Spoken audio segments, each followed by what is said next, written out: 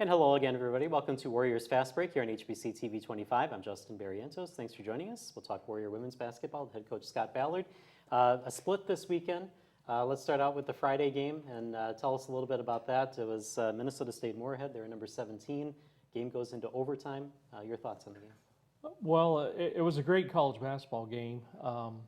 We knew this was going to be a challenging trip. Not just because of the length of the trip, but more importantly because of the quality of the opponents. And, we going into it, we knew that all three teams, ourselves and both of our opponents, Moorhead and Northern, all three teams are ranked in the top 4 in the league in defense, in rebounding, and shooting percentage. So, you anticipate that you're going to have some close games, intense, tightly contested games, and that's what we had. We got off to a really good start. I think we were up 20-9. I think after the first quarter, we shot 80% in the first quarter, and Hannah picked up her second foul. She got a bad break, picked up her second foul early in the second quarter, and then like any good team will do, Moorhead, they put together a small run. And we kind of got away from what we were doing in the first quarter because one, Hannah wasn't in there, and secondly, we sped up a little bit and took late in the second quarter we took a couple quick threes after one pass, and we didn't hit them, and that gave Moorhead a couple run out opportunities, a couple easy scores, and so they got it down to a 3-point deficit by halftime. And then in the third quarter, unfortunately, we did not score the first 6 minutes of the third quarter, and but our defense kept us in there. And at the end of the third quarter, I think it was a 2-point game one way or the other. And in the fourth quarter, it just the whole game, it was just back and forth, and teams taking turns making plays at each other, making good defensive stops. They were only 4 for 22 from 3-point land for the game. But unfortunately, 2 of those were in overtime, and that opened up a little bit of a cushion for them to work with. And we came out on the short end of the scoreboard, but it wasn't because of lack of effort. I mean, we really competed hard, and they just made 1 or 2 more plays than we did, and so that was the way that game ended up. But then I was really proud of our bounce back game against Northern the next day. I've only had a team win over there once in 12 years. We just really knew that we were going to have to rebound. Against Moorhead, we got out rebounded by 9, and against Northern, we were on the other end and out rebounded them by 9, which was a crucial phase of the game to win in order to beat a team like them. But we got in transition more and more as that game went along, and then the last 4 minutes of the game, we hit a couple threes back to back. Tara Roloff did, and then that gave us a little cushion to work with, and then we finished the game at the free throw line. In a lot of the games that you played this season, especially after the New Year's break, you're having multiple players that are scoring double digits. Mm-hmm. Does that make it harder to take them out of games when you know that they're producing? No, I mean, we don't take them out, if they're producing. But this time of year, we've told our players, this time of year, we're not worried about stats. We're not worried about how many minutes somebody plays. We're just worried about matchups and getting stops and taking care of the ball and trying to convert the offensive end. Jenny Whelan had a great weekend for us and was a spark off the bench. We got other quality minutes from Emily Worth, our guest today, and Kayla Schaefer played really well this past weekend. Gabby Dowd got some minutes. Erica Wooldridge. Different games, different matchups, different styles of play. We're getting quality minutes from different people, and that makes me feel good knowing that they're ready. And that's all that you can ask this time of year. Just be ready when your number's called. I want to get back to the Minnesota State Moorhead game and ask, is this the type of game that you needed to have towards the end of the season to get you ready for the last couple of games of the season and then into playoffs? No, our last 10 games of our conference schedule are all tough. Mm-hmm. And this weekend's games coming up are going to be really tough. It's just the way that our conference schedule is laid out for us, where we have 10 tough opponents in a row. But honestly, if you hope to do anything in the playoffs, or you hope to have a chance to win your division or the league, when you're playing 4 or 5 weeks in a row, really good opponents, it hardens you. It makes you tougher. It makes you play at a higher level on a regular basis. And if your players respond to that in a positive way, it helps you peak. And that's what I'm hoping for. All right, as you kind of alluded to, you're back home. Concordia St. Paul and Minnesota State Mankato are your opponents this weekend. How does your team match up against those two teams? Well, Concordia, we lost to them at their place last game before Christmas break, and we were really disappointed in how we played the first half. But Concordia they're good. I mean, they're only one game behind us now. They've won 10 in a row. They're the hottest team in the league. They've got the Russell girl inside has been the named player of the week for the last 3 weeks in a row, averaging 22 points a game. They've got two of the quickest guards in the league that can break it down with a dribble, and so they're for real. And it's important. That game with them is really, really important and crucial for us, because if we don't beat them, then they would have the tiebreaker over us because of head-to-head sweep. So the fact that they won the first meeting makes it that much more important for us to try to give ourselves a chance to win this one. And then I know you don't like to look too far ahead with Minnesota State Mankato on Saturday. Mankato's always dangerous. We had a tight game with them at their place before Christmas, and fortunately the last 4 minutes of that game we opened up a nice cushion to work with, but they just got done beating St. Cloud by 28 points. If they're shooting the ball well, they can be really, really dangerous. So we don't look past them at all. We just play Concordia first. All right, thank you, Coach. And we're going to get to our player guests next. Emily Worth will join us right after the break. Join me, Justin Barrientos, your host for Warriors Fast Break on HBC TV 25. Each week I sit down with Warrior men's basketball head coach Todd Eisner and women's head coach Scott Ballard as they talk about game results, upcoming games, and interviews with players, giving you an inside look at Warrior basketball.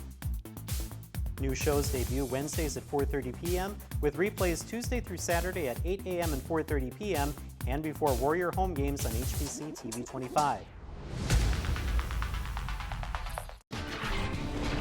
Hit the hardwood for college hoops on BTN. Don't miss a moment of the excitement. Oh my goodness, yes sir! Are you kidding me? When your team takes the floor all season long. What a spectacular play! Strong to the rim! They're fun. They're just fun. Big Ten basketball all season long on BTN and BTN to go. I'm nervous. I'm getting shaky. I'm kind of freaking out a little bit. I can't believe you're going into this blind. I just feel overwhelmed. I'm marrying a complete stranger. I haven't seen him ever. Are you ready for this? But I'm gonna get married, maybe to the man of my dreams, maybe to the man that I'm gonna be with forever. By the authority bestowed upon me, I proudly pronounce you. This could be really, really, really bad. And welcome back to Warriors Fast Break here on HBC TV 25. Time now to talk to a player guest for the women's basketball team. Emily Worth joins us again. Thanks again for joining us. Thank you for having me. Let's talk a little bit about the weekend's games and talk about Minnesota State Moorhead. From a player perspective, just kind of the emotional roller coaster of that game, getting out to a 10-point lead, having Minnesota State Moorhead come back, having to go into overtime. I mean, what are some of the emotions that you feel during that game? Yeah, that game was definitely the whole range of emotions, from being really excited about being up to getting a little nervous when it gets into overtime. But I tend to just have confidence in my team. You know, we have our best five out there at that time. So I just tried to stay confident. And then, of course, losing is always upsetting, but we kind of used it as a motivator to come back and play hard next game, and we got a huge win against Northern. So it was nice that we were able to bounce back, but losing is not fun, and no one ever enjoys that, but we redeemed ourselves. So. One of the things Coach Ballard talked about in that first segment that you heard was about, at this point of the season, it's not about stats and it's not about playing time or anything. It's all about the team. How do you feel about that as you think about when you're going on the court and you don't know how many minutes you're going to play, you don't know, what kind of impact you're going to have? How does that go through your mind while you're in the game? Well, he's like he says all the time, you just got to be ready when your number is called and know that when you're out there, you take pride in your game and you do everything you can to help your team play as well as they can as a unit. We got 5 people out there. We need to play like 5. We can't be selfish. So you just have to know and be ready and stick to your fundamentals. Play hard, play smart, play together. So. All right. As we said, it's the last home weekend of the regular season. You have a playoff game coming up. But any thoughts on the last couple of games that you'll be playing at McCollum Gymnasium? It's crazy, honestly. Being here for 5 years, you just kind of expect to have basketball every weekend. So knowing that this is our last regular season home weekend is crazy, and I haven't really wrapped my brain around it yet, but all I know is I want to go out with 2 wins, so this weekend is going to be huge for us. I got to ask you as a coach, having had some of these players, and we talk about this every year when you have seniors that graduate, but having players for 4, 5, sometimes years, how hard is it to kind of have to say goodbye to them once they're it's bittersweet. I mean, senior and parent recognition night on Saturday, it's exciting. It's an opportunity to publicly thank the parents and the players, the seniors, for what they've done for the program in the time that they've been here.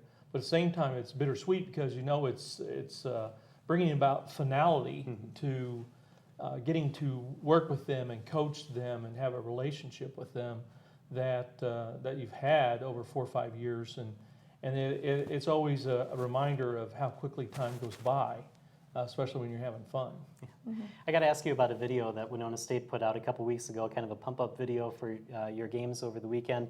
It was about taking charges. And a lot of them were yours. We've seen you take a lot of charges during games.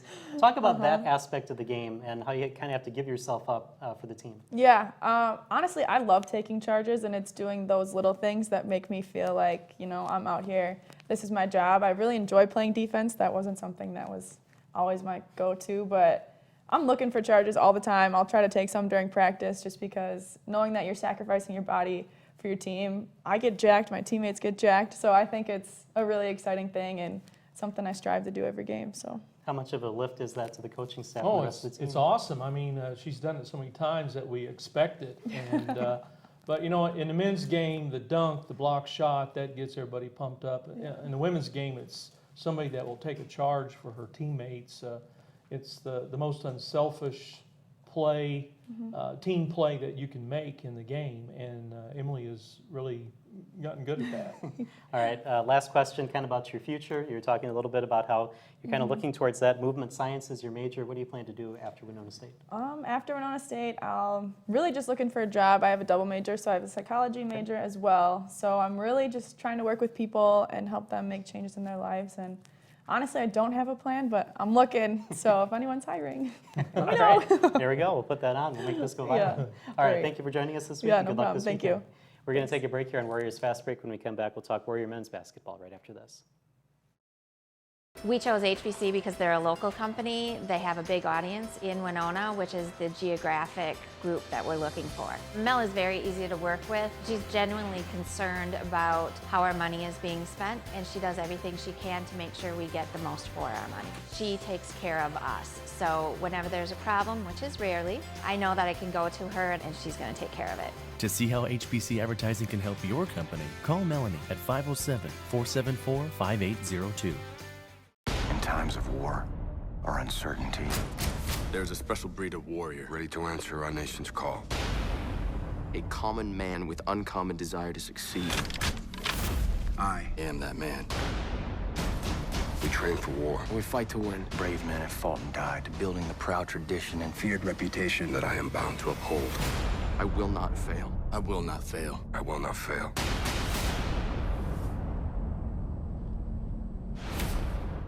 Some people, no matter what they were born into, were meant to be so much more.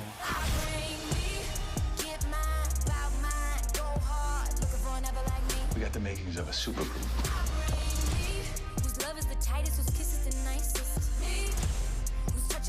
This is your dream. This is my dream for us. What you get is what you see, and I bring me. Star, Wednesdays, or watch anytime on demand or Fox Now. 1, 2, 3, 4.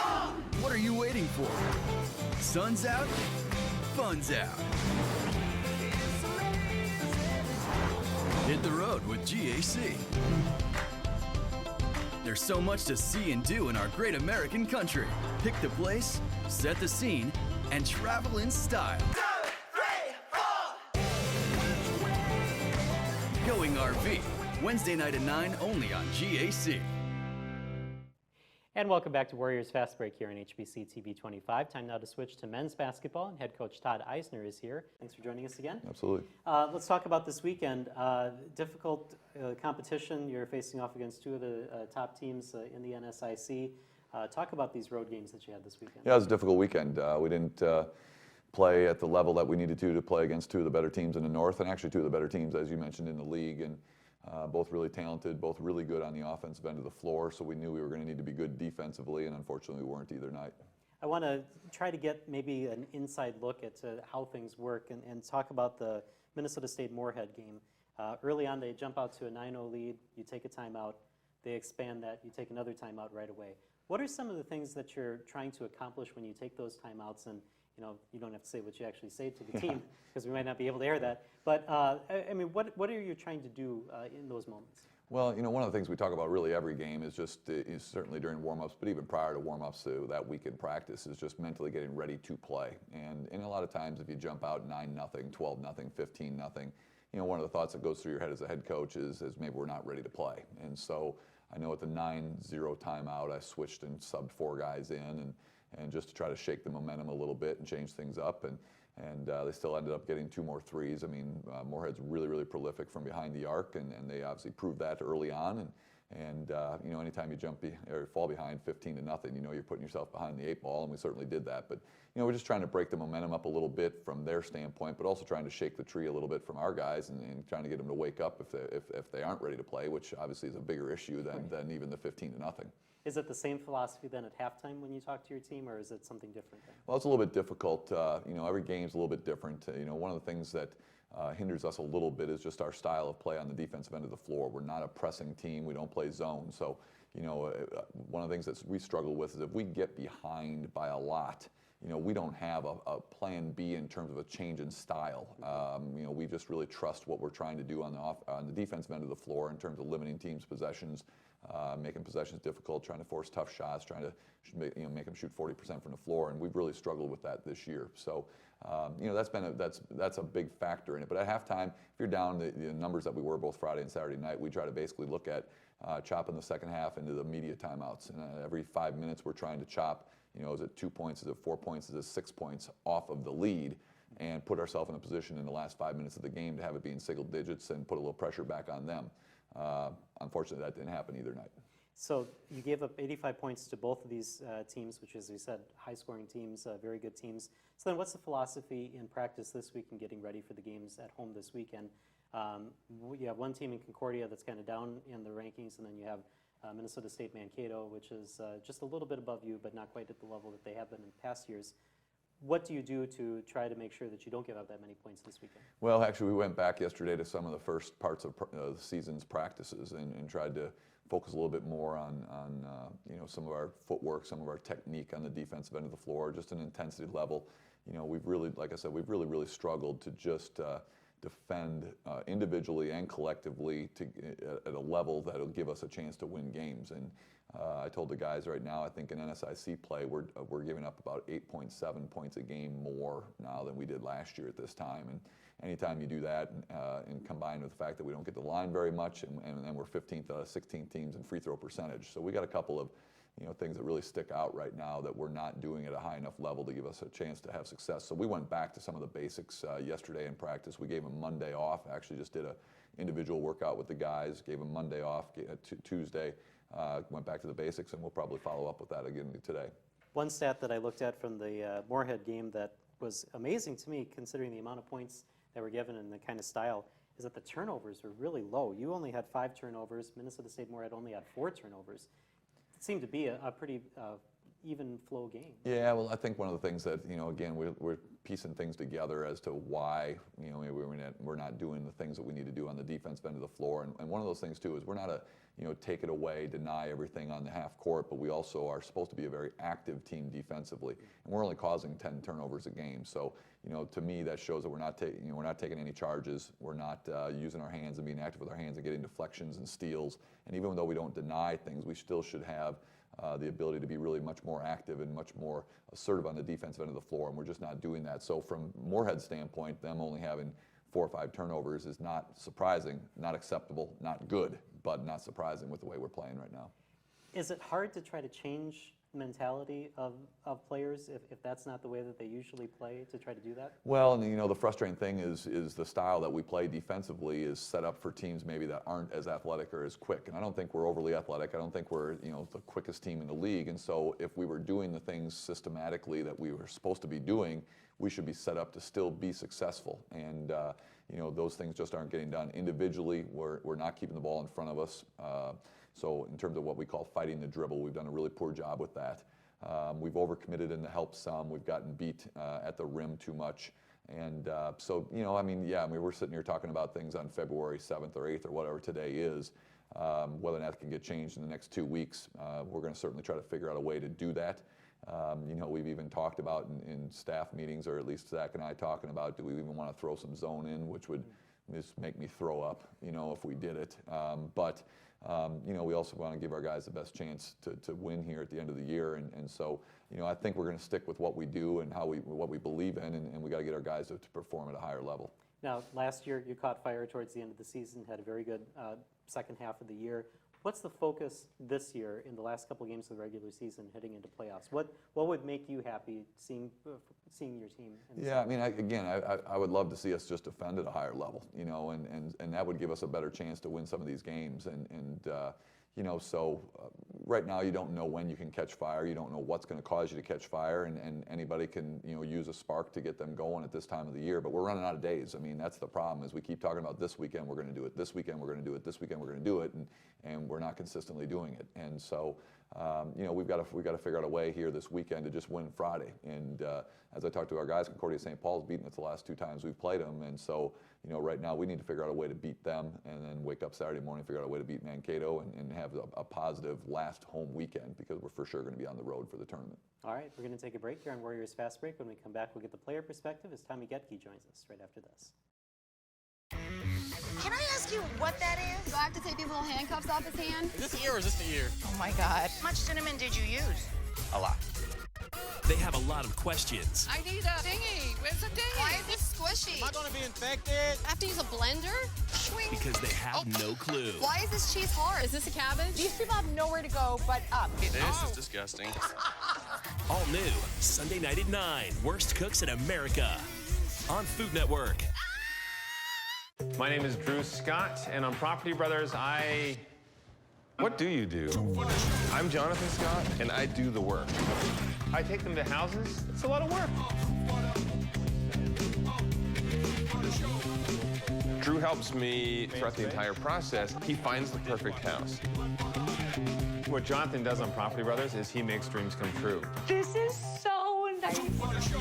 Property Brothers, Wednesday night at 9, only on HGTV. Now you can watch Travel Channel anytime, anywhere, live or on demand. You hear that? Wow, this is amazing. I want to cry. It's so good. Simply download the free Watch Travel Channel app on your favorite devices. Oh, look at that. Look at that right there. And start enjoying your favorite Travel Channel shows. This is so good. Even when you're on the go. Come on, let's go. Absolutely incredible. Download now. Welcome back to Warriors Fast Break here on HBC TV 25. Tommy Getke joins us, and first time on the show, so thank you for joining us here today. We might not get past the first question, because this might be really interesting to find out. You participated in something called the Twin Cities Pro-Am, which is different collegiate players, top high school players, returning pros from the area. Talk about that experience and what that was like to play. Yeah, well, over the summer, so Zach Melvick kind of got me hooked up with it. He texted, he knows the person who started it, Jamar Diggs, And he's connected with all the other players that have really played overseas and other colleges that have been coming from the Twin Cities. So when he first told me about it, I thought it'd be a great opportunity. And then eventually Jamar contacted me to be in the league. And the first night I went there, didn't really know what to expect. All these guys most of them are a lot older and bigger than me, faster, more athletic. But I think playing in that league over the summer really helped me establish some confidence that I can really play with some of these players. I think eventually a dream would be to go play overseas or somewhere like that for me. So just getting to know contacts, knowing players, knowing how they play, the styles that they've been accustomed to over there, I think really helped me further my confidence this year in overall basketball game. Now, the biggest name that was on the list that you've played before is Tyus Jones. You're in the South Suburban Conference up in the Twin Cities, which is just, it was an incredible conference, probably still is. What was it like to play against Tyus Jones? He's an incredible player. I think the biggest thing that I've noticed is just his poise on the court. There's really nothing that gets in his head. I've seen a lot of different games. When I was in middle school and he was playing as an 8th grader, I went and watched it when he played my high school, and it was just incredible to see that. And then playing him in high school and over the years, we always had huge crowds for those games, and people would try to do stuff in the crowd, get in his head. We actually had one of our fans blew a whistle one time when he was shooting a free throw, and didn't affect him at all. So just his poise and the way he possesses himself on the court is probably his biggest attribute. And I actually played with him this summer in the Pro-Am. And he really helped me just understand the game more. And his feel for the game is just off the charts. For those of us that are around here in the south part of the state that don't quite understand metro area basketball, how hard was it day in and day out in the South Suburban Conference? Well, each game, it's almost kind of like college here. Each game, if you don't come to play, you can lose. There's obviously the bottom teams, and then there's the top teams. But I think everyone has like a few top players on their team that can really get it going on any certain night. So I think playing in that kind of a division in high school was really helped me come to college and be more prepared than some other people would maybe. I want to get back to the Pro-Am for just a second because there are a lot of Winona State alumnus that were in that league as well. C.J. Erickson, Ryan Gargaro, Anthony Tucker, Joel Armstrong, Caleb Palkert. Did you have a chance to talk with them at all about Winona State basketball? Not really. I actually didn't really know any of them were in there, and I didn't really know who they were until I saw them there and they had Winona State shirts on. But seeing them back at the alumni game now, I know who they are, and I've talked with a few of them. So, I mean, it's kind of nice to just hear their perspective on what they thought Winona State was like too.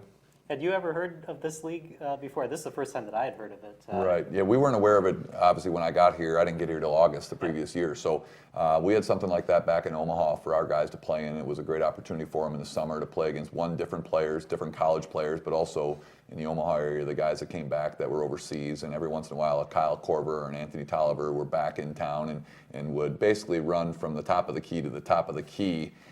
When you're worth $5 million a year, they weren't going to get too close to the rim and do anything crazy. But it was a great opportunity for our guys, and it's a great opportunity for Tommy to go up there and play in that. Is this something that maybe will continue because you have this Winona State connection in this? Well, I think we want to, just because we've got guys that are from the Twin Cities. So if we've got guys from the Twin Cities that end up going home because they've got good jobs in the summer. Tommy worked, I think, for the Public Works or the city of Bloomington this summer doing something very difficult. I'm assuming like painting crosswalks or something like that. But anytime that those guys are home and they have a good job at home, this is a great opportunity for them to get some 5-on-5 action against really good players. All right, well, it's too bad we don't have enough time to talk any more about this, but fascinating and just a great experience, I'm sure, that you'll carry out through the rest of your career. Thank you for joining us here today, and good luck this weekend. Thank you. All right, thanks. All right, thank you for joining us here on Warriors Fast Break. We'll see you next week here on HBC TV 25.